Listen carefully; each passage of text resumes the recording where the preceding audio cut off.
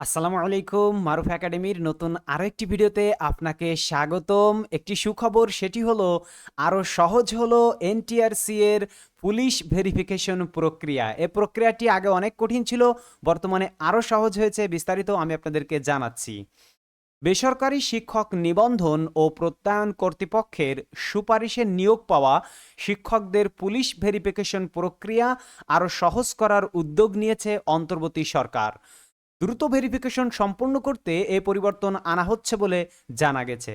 গতকাল রোববার শিক্ষা মন্ত্রণালয়ের মাধ্যমিক ও উচ্চশিক্ষা বিভাগের সভাকক্ষে অনুষ্ঠিত সভায় এ বিষয়ে নীতিগত সিদ্ধান্ত হয়েছে।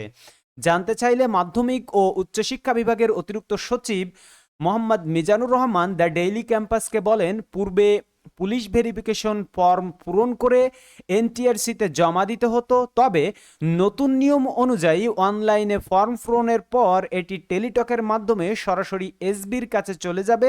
পরবর্তীতে এসবি ভেরিফিকেশন সম্পূর্ণ করে প্রতিবেদন জমা দিবে। এ পরিবর্তনের কারণ জানতে চাইলে মন্ত্রণালয়ের এ কর্মকর্তা আরও জানান, পুলিশ ভেরিফিকেশনের কাজ সম্পন্ন করতে অনেক সময় লেগে যায়। এ সময় কমিয়ে আনতেই মূলত এ উদ্যোগ নেওয়া হয়েছে।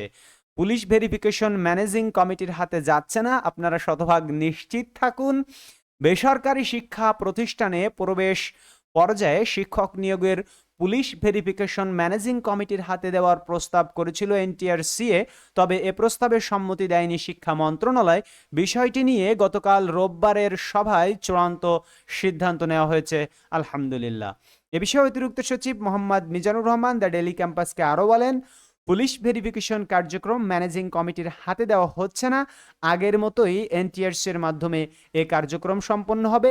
তবে বর্তমানে এনটিআরসি যে পদ্ধতি অবলম্বন করবে যে আপনারা শুধু টেলিটকের মাধ্যমে আবেদন করে দিবেন, এসবি আপনার বাড়ি গিয়ে ভেরিফিকেশন করে আসবে এবং সে রিপোর্ট জমা দিবে। আপনার কিন্তু আর কিছুই করা লাগবে না বা রিপোর্ট জমা দেওয়া লাগবে না। রিপোর্ট জমা দেওয়ার কাজ কিন্তু এখন পুলিশের হাতে। আপনি শুধু জাস্ট অনলাইনে ফর্মটি পূরণ করে দিবেন।